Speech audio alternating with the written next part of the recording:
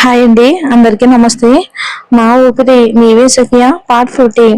కొంత స్పోర్ట్లోకి వచ్చిన అంజలి తను సురక్షితంగానే ఉన్నానన్న భావన కలగడంతో వందరగా ఉన్న తన జుట్టుతో దుప్పట్లో మర్చుకుని పడుకుంది. అయినప్పటికీ ఆ మందు ప్రభావం ఆమెను అనంతమైన నరకం చూపిస్తూనే ఉంది. ఆర్యాన్ని చూడగానే తన నివేదన కోల్పోతున్నట్టు అనిపించడంతో పాటు అతన్ని ఒక్కసారిగా హత్తుకోవాలి అనిపించింది. నన్ను నన్ను హత్తుకుంటారా? అంజలికి ఒకేసారి చలి వేడి ఆవిర్లు వస్తున్నట్టు అనిపిస్తూ చాలా ఇబ్బందిగా ఉంది. ఆమె కోరికను అర్థం చేసుకున్న ఆర్య చేతులు చాచి తనని దగ్గరకు తీసుకుని గట్టిగా హత్తుకున్నాడు. ఇంతలో అంజలి తలెత్తి చెక్కిన శిల్పం లాంటి అతను కనుబొమ్మలను ముక్కుకి చూసింది. ఇక ఆమె కోణం నుండి చూస్తే అతని కళ్ళల్లో ఒక మృదువైన భావం కనిపించింది. అది తనని పిలుస్తున్నట్టుగా అనిపించింది. ఆర్య చూపులు అంజలి హృదయాన్ని ఇంకా ఈకలా సున్నితంగా తాగినట్టు అనిపించింది. ఆ వెంటనే ఆమెలోని ఆవేశపూరితమైన మనసు తన సమాజానికి భిన్నమైన పని చేసేలా ప్రేరేపించింది. ఆ మరుక్షణమే ఆమె లేచి కూర్చుని ఆర్య ముఖాన్ని తన చేతుల్లోకి తీసుకుని అతని పెదాలపై ముద్దు పెట్టింది. అదే సమయంలో ఆర్య ఒక్కసారిగా బిగుసుకుపోయాడు. నన్ను ముందులో వాడుకోవాలని చూస్తుందా? అయినా ఇదంతా అంజలి స్పృహలో ఉండి ఇష్టపూర్వకంగా చేయడం లేదని, ఆమె వివేచనతో ఆలోచించడం లేదని అతనికి తెలుసు. కాబట్టి దీనికి సంతోషించాల్సిన అవసరం లేదు. నిజానికి స్పృహలోకి వచ్చాక తను చేసిన పనికి తనే బాధపడచ్చు. అయినా అంజలిను నిరాకరించడం ఆర్య ఆత్మ నిగ్రహానికి ఒక పెద్ద పరీక్ష పెట్టింది. అంజలిని ముద్దు పెట్టుకోగానే అతని ఆత్మ నిగ్రహం పూర్తిగా పట్టు తప్పింది. వెంటనే అతడు తన బలమైన చేతులతో ఆమెను గట్టిగా పట్టుకున్నాడు. తర్వాత ఆర్యను అంజలికి తన వైపుకు లాక్కుని తనే చొరవ తీసుకుని ముందుకు సాగాడు. ఇద్దరు కలిసి ఒకేసారిగా మంచం మీద పడిపోయారు. అది ఇక ఆపలేని పరిస్థితికి దారితీసింది. అయినప్పటికీ ఆర్య అంజలితో హద్దులు మేరడానికి ప్రయత్నించలేదు. ఆమె ఇంకా మత్తులో ఉండగానే అతను ఆమె ఎత్తుకుని వాష్రూమ్ గది వైపుకి నడిచాడు. తర్వాత ఒక తొట్టిలో పడుకోబెట్టాడు. అది వేసవి రాత్రి కావడంతో నీళ్లు మామూలు కన్నా చాలా చల్లగా ఉన్నాయి. అంజలి శరీరం నీటిలో మునిగి ఉండగా ఆమె తలను స్థానాల తొట్టి అంచుకు ఆనించి బలహీనంగా మూలిగింది. ఇప్పుడు ఆమె వివేచన నెమ్మదిగా తిరిగి వస్తూ ఉండటంతో తలెత్తి చూసింది. ఒక్క క్షణం ఆమె బుర్ర మొద్దు బారిపోయింది. స్పృహలోకి వచ్చాక అంజలి సిగ్గుతో ఒక్కసారిగా కృంగిపోవాలి అనిపించింది. నేను అతన్ని బలవంతంగా ముద్దు పెట్టుకున్నానా? అంతేకాదు, తనను నేను అతనికి అర్పించుకోవడానికి ప్రయత్నించిన విషయం కూడా గుర్తొచ్చింది. ఇప్పటికైనా స్పృహలోకి వచ్చారా? ఆర్య వాష్రూమ్ తొట్టి పక్కన నిలబడి ఆమెను ఆందోళనగా చూస్తూ అడిగాడు. కానీ తన శరీరం కూడా ఆ క్షణంలో విపరీతంగా వేడెక్కిపోవటంతో తనను కూడా ఒక చల్లని స్థానం అవసరమని అనిపించింది. ఇక అంతకు ముందు ఆమె తనతో ప్రవర్తించిన తీరు తర్వాత ఇప్పుడు ఆమె స్నానం చేసి బయటకు వస్తూ ఉంటే ఇక చూడడం తన వల్ల కాదని ఆర్యకు తెలుసు. ఇక మరోవైపు ఆమె స్పృహలోకి రాగానే తను ఆ ముసలాడి మంచం మీదకు ఎలా వచ్చిందో అన్ని విషయాలు నెమ్మదిగా అర్థమయ్యాయి. అంతా తనకు వచ్చిన సందేశంతోనే మొదలయ్యింది. ఆ వ్యక్తిని కలవాల్సిన సందులో తనకు మత్తుమంది ఇచ్చారు. తర్వాత కళ్ళు తిరిగేసరికి ఈ మంచం మీద ఉంది. తనను కావాలని ఆ ముసలాడి దగ్గరకు పంపించారని క్లియర్ గా అర్థమైంది అంజలికు. ఈ క్షణంలో అంజలి తన బట్టలని తన ఒంటి మీద ఉన్నాయని నిర్ధారించుకుని ఊపిరి పీల్చుకుంది. Thank you. ఆమె తలెత్తి వాష్రూమ్ గది ద్వారం వద్ద నిలబడి ఉన్న ఆ వ్యక్తికి థ్యాంక్ యూ చెప్పింది. ఒకవేళ ఆర్య సరైన సమయానికి వచ్చి తనను కాపాడకపోయి ఉంటే తన పరిస్థితి ఏమై ఉండేదో ఊహించుకోవటానికే భయమేసింది. ఇలా ఎందుకు జరిగింది? ఎవరు నీకు మత్తుమంది ఇచ్చి ఈ మనిషి మంచం ఎందుకు పంపించారు? ఆర్య కళ్ళల్లో కోపం తొంగి చూసింది. తనను తాను కాపాడుకోవటంలో ఈమె ఎందుకింత అజాగ్రత్తగా ఉంటుంది? ఇంతలో అంజలి ఒక నెట్టూర్పు విడిచి నీటిలో నుండి లేచి నిలబడింది. అయితే నీళ్ళ వల్ల తన బట్టలు పూర్తిగా తడిచిపోయాయి. ఆమె క్లియర్ గా కనిపిస్తూ ఉండడంతో వెంటనే మళ్ళీ వాష్రూమ్ తొట్టిలోనే కూర్చుండిపోయింది అంజలి. నాకు చేంజ్ చేసుకోవడానికి ఏమైనా బట్టలు తీసుకురాగలరా? అంజలి బ్రతిమలాడే చూపుతో ఆర్యాన్ని అడిగింది. వెంటనే ఆర్య వాష్రూమ్ గది నుండి బయటికి వెళ్లి హోటల్ సిబ్బందికి చెప్పి అంజలి కోసం బట్టలు తెప్పించాడు. ఆమె స్నానం చేసి కొత్త బట్టలు వేసుకోవడానికి సమయం ఇచ్చాడు. ఆమె నడుము వరకు ఉన్న జుట్టును వదిలేసి ఆ లేత గోధుమ రంగు గౌన్లో బయటికి వచ్చినప్పుడు సోఫాలో కూర్చుని ఉన్న ఆర్య ఒక క్షణం ఆశ్చర్యపోయాడు. ఈ రాత్రి ఆమెకు ఏమీ కానందుకు లోపలే ఆనందించాడు. అంతలోనే అంజలి ఫోన్ కి నోటిఫికేషన్ శబ్దం వినిపించింది. ఆ శబ్దంతో ఆమె ఒక్కసారిగా ఉలిక్కిపడింది. వెంటనే సోఫాలో కూర్చుని ఫోన్ ని చేతిలోకి తీసుకుని ఆ మెసేజ్ ని చదివింది. అది ఒక బెదిరింపు మెసేజ్.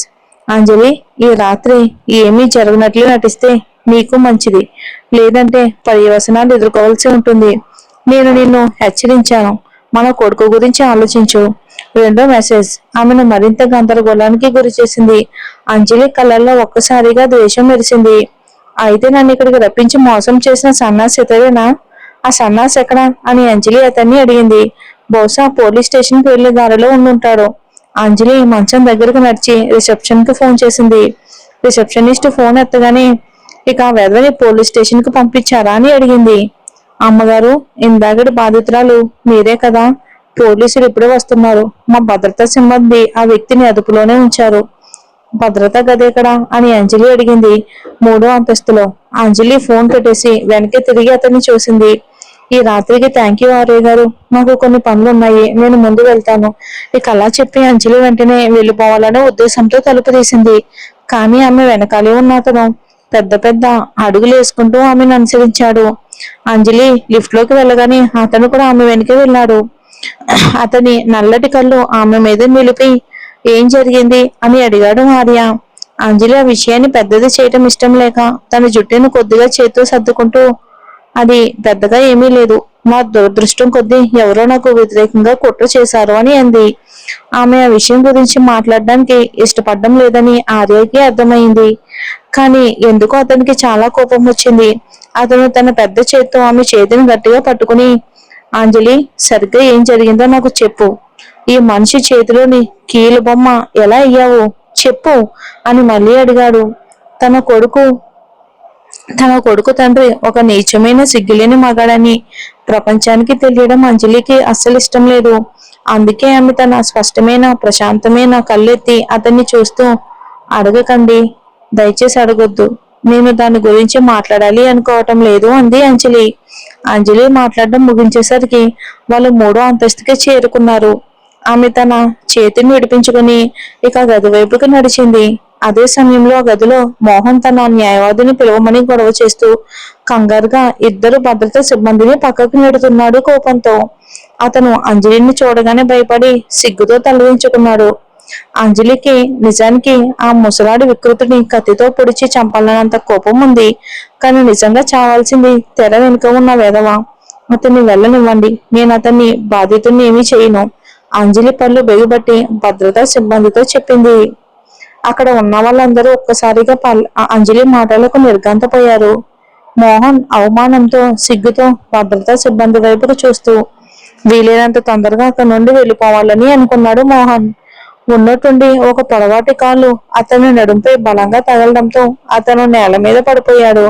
ఆ మరుక్షణమే అతను లేవడానికి ప్రయత్నించగా ఎవరో నిర్దాక్షిణంగా అతని వీపు మీద కాలు వేసి తొక్కడంతో అతని ముఖం మళ్ళీ నేలకి తాకింది. అమ్మో అని మోహన్ ఒక్కసారిగా బాధతో అరిచాడు. నిన్ను వెళ్ళమని ఎవరు చెప్పారు? ఆర్యకి అతను వదిలేయాలన్న ఉద్దేశం అసలు ఏమాత్రం లేదు. అంజలి ఆర్య వైపుకు తిరిగింది. ఆ వెధవ పంపిన బెదిరింపు గుర్తొచ్చి ఆమె ఆర్య దగ్గరికి నడిచి అతన్ని వెళ్ళిపోనివ్వండి ఆర్య గారు అని అంది అంజలి. అంజలి, నేను ఇక్కడికి పరిగెత్తుకుంటూ రాకపోయి ఉంటే నీకేం జరిగి ఉండేదో కనీసం గుర్తుందా, తెలుసా? ఆర్య అందమైన ముఖం భయంకరంగా మారిపోయింది కోపంతో. అతను ఆమెను చూస్తున్నప్పుడు అతని చూపులు కత్తుల్లా పదునుగా ఉన్నాయి. ఆ విషయం అంజలికి తెలీదా ఏంటి? బాధితురాల్ని నేనే కదా, నాకు తెలియకుండా ఎలా ఉంటుంది? కానీ ఆమె తన కొడుకును కాపాడుకోవడానికే ఎక్కువ ప్రాధాన్యత ఇచ్చింది. అందుకే 5 ఏళ్ల క్రితం నుండి ఆ విధవ తన కొడుకు ముందుకు వచ్చి అతని ప్రశాంతమైన ప్రపంచాన్ని నాశనం చేయటం ఆమెకి ఏమాత్రం ఇష్టం లేదు. ఈ ముసలి వికృతుడు కేవలం ఈ వ్యవహారంలో ఒక భాగం మాత్రమే. ఆర్య, ఇది నాకు సంబంధించిన విషయం. దయచేసి కాబట్టి నిర్ణయాలు తీసుకునే హక్కు నాకుంది అంటూ అంజలి అతని ముందుకెళ్లి అతని కాలును పక్కకు పెట్టింది. అతని కింద ఉన్న మోహన్ భయంతో చెమటలతో తడిచిపోతూ గిలగిలా కొట్టుకుంటూ తలుపులోంచి ఒకసారిగా పారిపోయాడు వదలగానే. ఇక అందరినీ వదిలేసి సరిగ్గా ఆర్య చేతిలో చిక్కడం నిజంగా రాత్రి అతని దురదృష్టం. నిజం చెప్పాలి అంటే అతను చచ్చినంత పని అయ్యింది.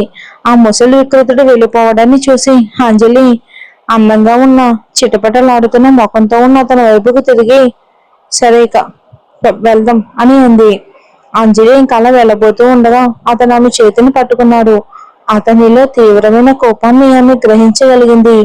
ఇంకొక్కసారిగా లిఫ్ట్ తలుపులు తెరుచుకోగానే అతను ఆమెను లిఫ్ట్ గోడకి కోపంగా అదిమి పెట్టాడు. వాళ్ళిద్దరు ముఖాలు దగ్గరగా వచ్చి ముక్కులు దాదాపు తాకేంత దూరంలో ఉన్నాయి.